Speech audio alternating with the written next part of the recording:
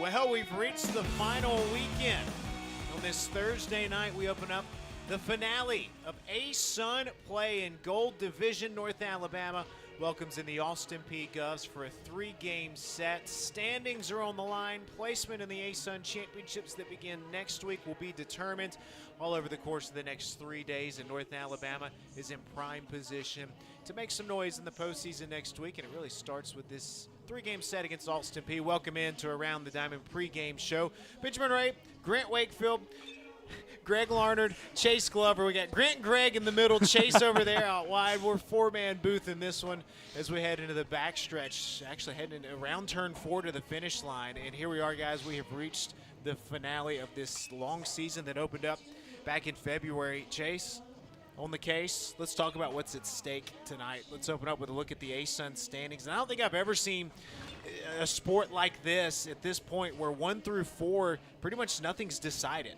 Yeah, nothing at all. Lipscomb could drop all the way down to the 3rd seed. Central Arkansas could take 1. North Alabama could take 1. Austin Peay could even go up to 2. Anything can happen this weekend, all depending on how these top 4 teams play. Lipscomb plays at Central Arkansas starting tonight, and of course Austin Peay comes here. All 4 still in contention to take any of the top 4 seeds. And it feels like this is the first time since maybe the 2nd weekend of ASUN play that North Alabama's not in first place. Yeah, and for so long, North Alabama had that #1 spot in the Gold Division, and then the past couple weekends have kind of dropped them down in May when they played Bellarmine and Central Arkansas. But that doesn't mean they're out of anything. Only 1 game back from the first, and then tied for 2nd currently with Central Arkansas. So, Grant, as we look at what's the standings look like, look at what North Alabama's done the last couple of weekends. And since that 3-game sweep against Eastern Kentucky where the Lions looked so dominant, well, it's been 2 straight series losses for North Alabama, and we haven't seen that very often this year. No, we haven't, and it was a great weekend up at EKU. They broke the home run record that weekend. But really, down the stretch, it has been some games North Alabama's had leads in that they've kind of just given up the lead and have ultimately fallen in those 2. And it's 2 big series, too. That was the Bellarmine series here at home, only the second home series loss of the year for North Alabama, and then the road loss to Central Arkansas. But it was two very close competitive series, but just North Alabama just coming up just barely on the short end of them. And, Greg, as you go through the second time, it's always harder the second time against a team. Yeah, it definitely is. And this is a team that North Alabama swept at Austin Peay earlier in the year, and you know the Govs are going to be looking for a little bit of a revenge here at the mic this afternoon and this evening and this whole entire weekend. And, again, you know, they get a sweep right now, and they put themselves in a better position in the ASUN division standings going into the playoffs. And obviously you want to finish as strong as you possibly can, and that's what both of these teams are going to be looking for. And as Chase was sort of talking about, it's very apropos that the top 4 teams are all playing each other this weekend. So Chase has a dry erase board. We don't do chalk anymore in our office, and it has all of the seeding scenarios, and I think there's a billion scenarios heading into this weekend. Chase, give us the case for the weekend outlook for North Alabama. Yeah, so Lipscomb has the head-to-head with North Alabama this year, taking both series. So if they win the series against Central Arkansas, they're cleaning away the #1 seed this weekend. Central Arkansas, though, if they take the series and UNA takes the series, Central Arkansas has the better RPI because that is what baseball does for the postseason. They use all RPI. So Central Arkansas has the better RPI. They would take the #1 seed over North Alabama. However, if North Alabama can muster one last sweep this season and Central Arkansas can take the series, not sweep the series, take the series against Lipscomb, North Alabama can jump back into that 1 seed and play on Thursday. So they can play anywhere from the 2nd seed in the ASUN tournament all the way down to the 8th seed. Anything is open for UNA. I mean, it is wild. And, Greg, this is very similar to softball as you guys went into the final weekend where you could have won it, you could have dropped as well. I mean, what's the mindset for a program is you have to balance all of that. Get that 1 seed. It was so huge going to the tournament when we were there and playing in it. It's such a difference between getting a 2-round bye compared to just 1, or having to play in the first round as well, the elimination portion of the bracket, which is always exhilarating and a little unnerving as well. So yeah, you're looking to at least get a first-round bye. If you can, as we just talked about, as Chase jumped through the scenarios there, if you can get yourself in that first-round bye and that #1 seed, obviously you want to win the division, get the double bye. It is huge going to playoff time. It starts next week. I guess you could play as early as Tuesday with the double bye. You'd start on Thursday, and then you're kind of working off of regular rest. But, hey, guys, none of it matters, right? You just got to win game one. Yeah, and you hear baseball coaches all the time, right? It's the next game up. We're not worried about next week. We're not worried about what day we may be playing on. The task at hand is 7 o'clock tonight. So if you're planning on coming on down, you still got time. A 7 o'clock start. It's going to be beautiful weather. We're going to start this game high 70s. It's going to drop down into the 60s. Beautiful night to come out to the mic. If you haven't been out here yet, come check it out. Again, stakes are super high. Austin Peay's back behind us doing some infield batting practice work. And North Alabama and Austin Peay will get going at about 7:05 local time, first pitch. So that's the outlook. Let's take a timeout. When we come back, we'll talk about some North Alabama hitters and who you need to watch when you come back to this game here this evening. Oh, we're ready for it from Florence. The mic. Blue sky, Chamber of Commerce kind of night. We got a big one with the Lions and Govs coming up shortly.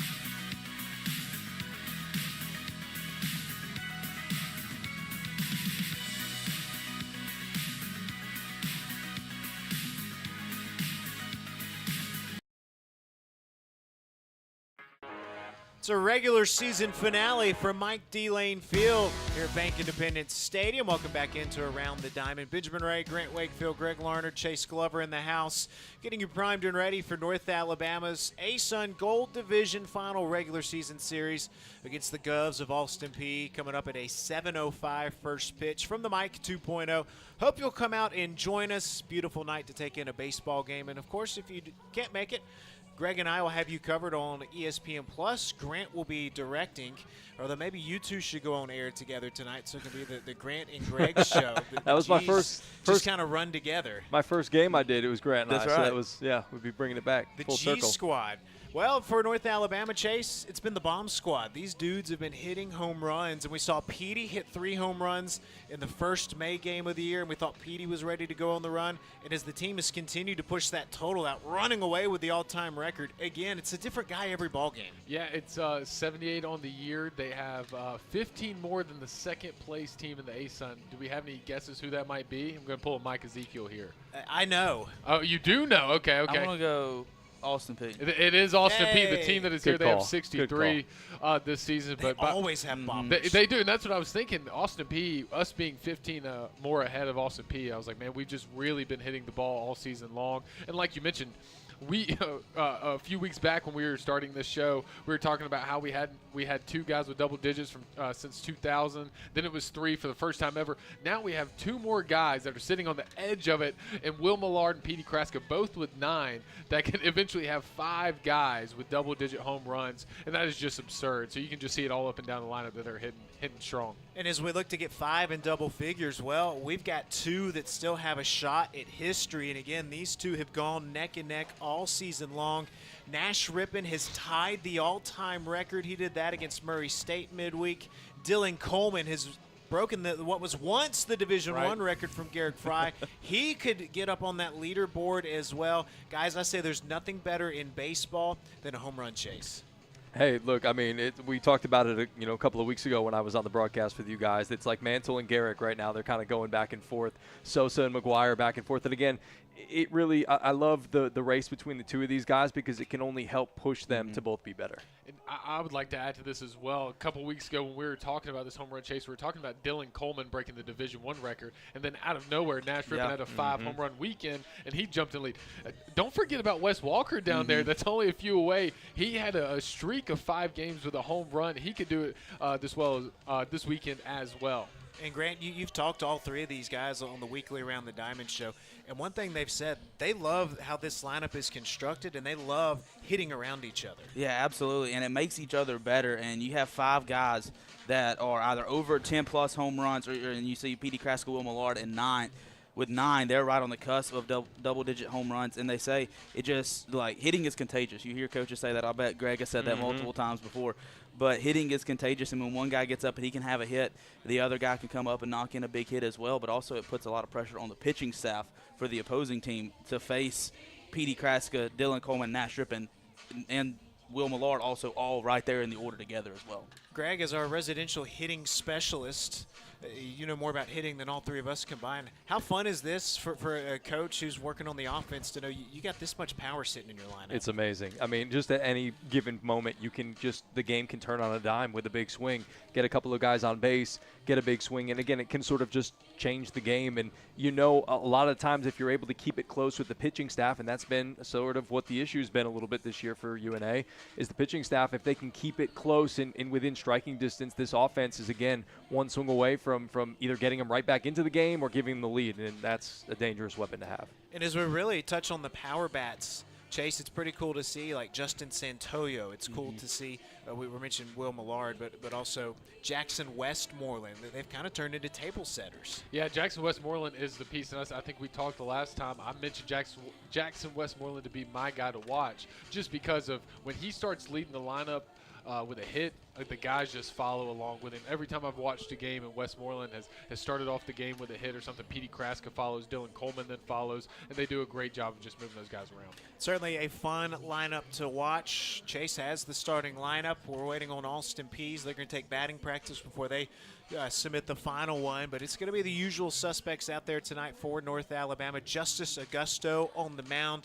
And I don't know if there's a better story, Grant, for this baseball team than Justice Augusto. And his emergence is I know it's Thursday night, but he's still the Friday night Game 1 starter. Yeah, we actually got to talk to him. Myself and Chase got to talk to him this week on Around the Diamond as well. And he said it's just trusting the process, going from what was the Friday guy his freshman year to go into the bullpen and not seeing a lot of action his sophomore year, but has slowly worked his way back. And then you hear Coach Pragniak mention it. You hear Casey Carpenter, the strength coach, mention the work that he has put in the offseason to get back where he is, and he's doing it with a purpose with his mom and his grandmother, honoring them with his glove and his cleats as well. But going from the starter on Friday night his freshman year to the pen, now back to the Friday night role, it has been just a full process in his 4 years here in Florence. And it's also Senior Day weekend, and fans get here super early because they want to try to get the nice high-top barstool seats. I think some of them got kicked out. And I think it might have been Augusto's family. Because they had the Augusto jersey, so I'm pulling for him to have a big night. It was. He actually, when he talked to us the other day, he mentioned that on Wednesday They had gotten into a 15-passenger van. Actually, Tuesday night, they got into a 15-passenger van, loaded about 6 to 8 of their family members, and drove through the night. They got here about 4 p.m. yesterday. So they've been here, and they drove all the way through in a 15-passenger van, which is pretty cool. That's pretty Hey, cool. guys, I think we just found a hit for Given. There we go. There we go. Yep. To report on right there. We got to talk about that 15-hour van ride. That is an incredible story right there. Justice Augusto, special things happened for him on the mound all season long. Hopefully he has another. I'm going to say Friday night so many times tonight. It's felt like Friday all day. It's felt like Friday's garbage day at my house, and I took the garbage can down to the street this morning. It's just part of my usual Friday routine. I was like, oh, wait, it's Thursday. Wait, this isn't right. It's going to throw us off all weekend long. But we're excited to see this UNA lineup do some work. But let me tell you, it will not be easy. Just because Austin Peay sits in 4th place, don't sleep on the Govs. They're one of the best teams in the ASUN. The last 3 years, they've been on quite the run under Coach Fanning. And we'll talk more about this Govs team and how dangerous they are when we come back to Around the Diamond here on this pregame show edition.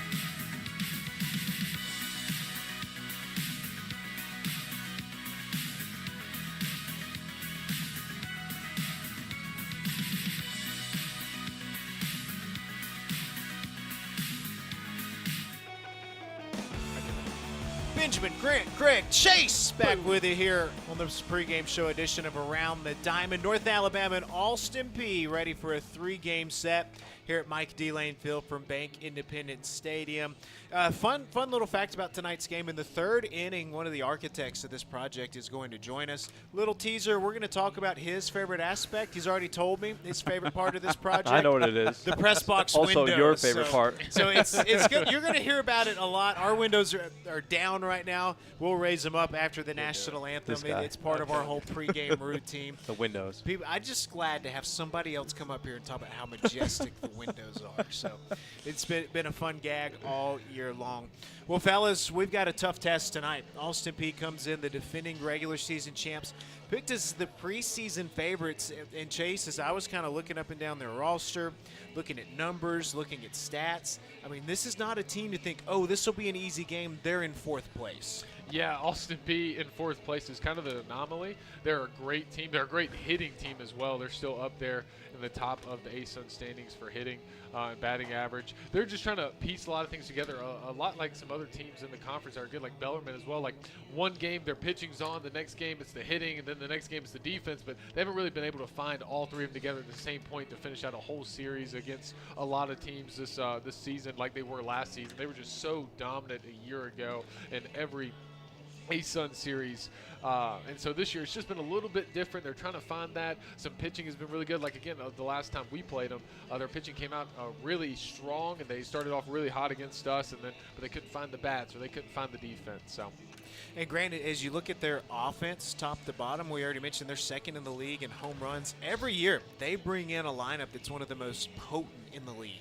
Yeah, absolutely. And it's a lineup that can garner national attention as well of how many big hits they come up with. And you see up and down that lineup still, despite, like Chase was saying, the numbers look like better than a fourth-place team. It is kind of weird to see them in fourth place, but second in homers behind North Alabama, first in runs, third in hits, and even fourth in doubles, fifth in triples. Like, they can go up and down the lineup, come up with big hits just like that North Alabama lineup. And they feature a lineup that has 5 returning all-conference dudes from a season ago, highlighted by Cole Johnson, the ASUN Freshman of the Year.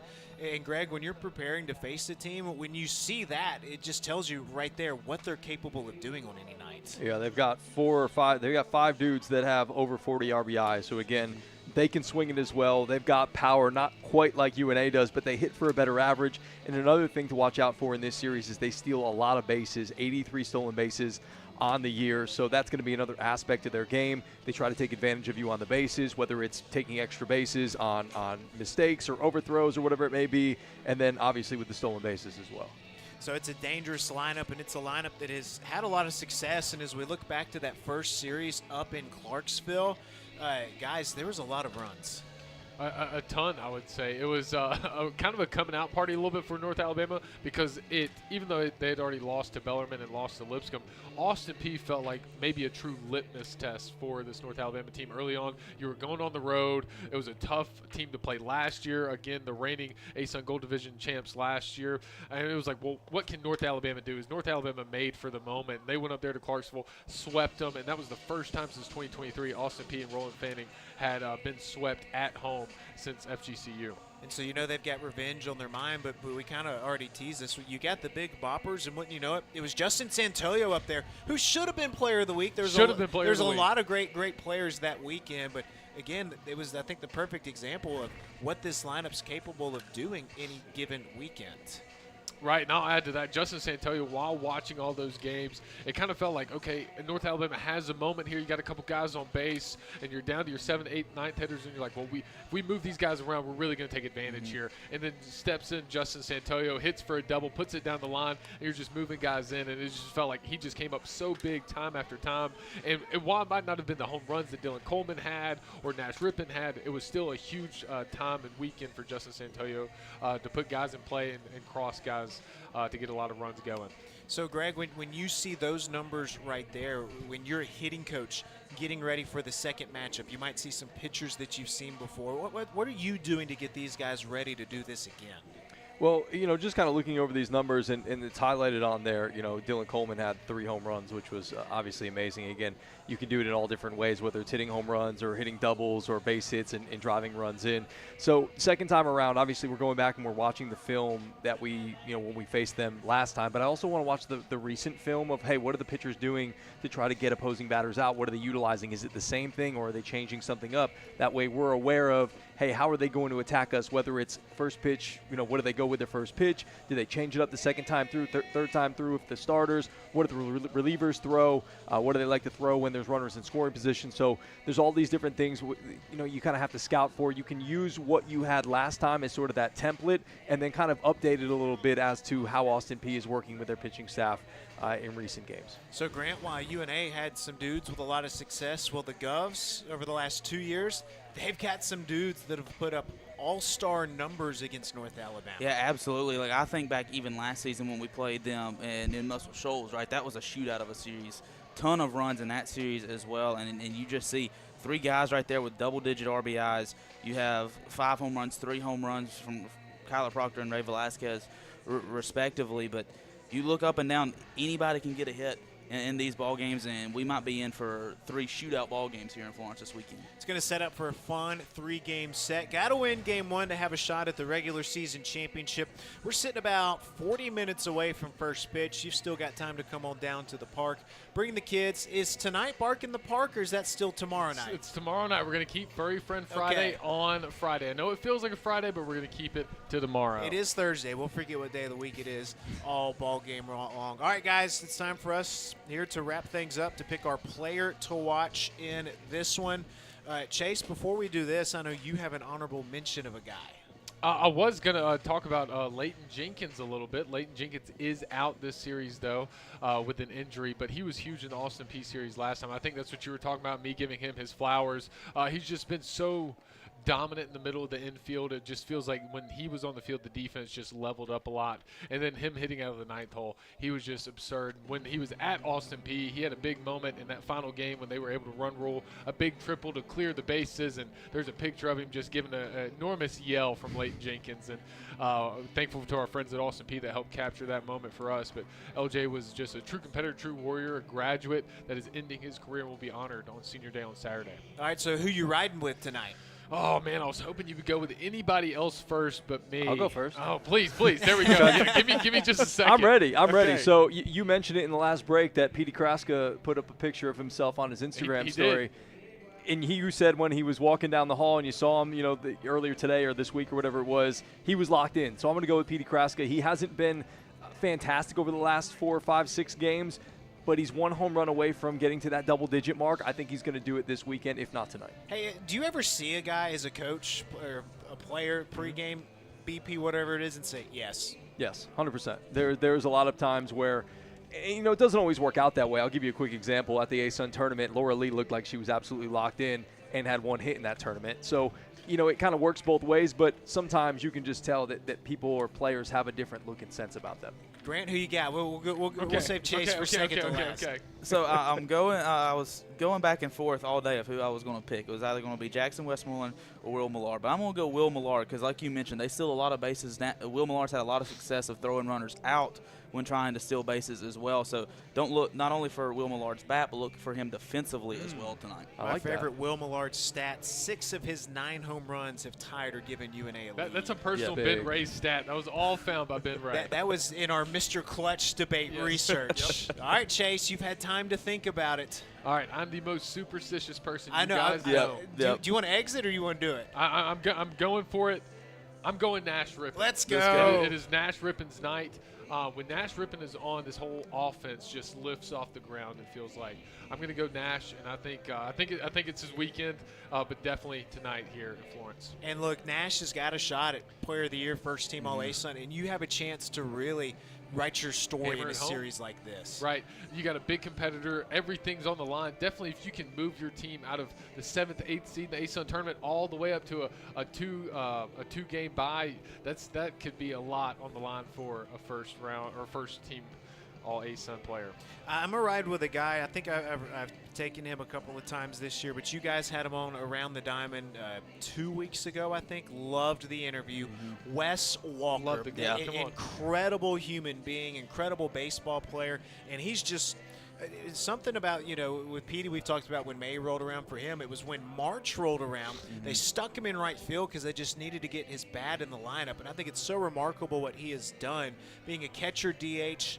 Now all of a sudden, he's one of our best hitters. You've got Coleman, you've got Petey, you've got Nash Rippon, you know about them, but it's almost like Wes Walker has been the glue guy. And I think if Wes has a big weekend, great things happen for North Alabama. Right. All righty.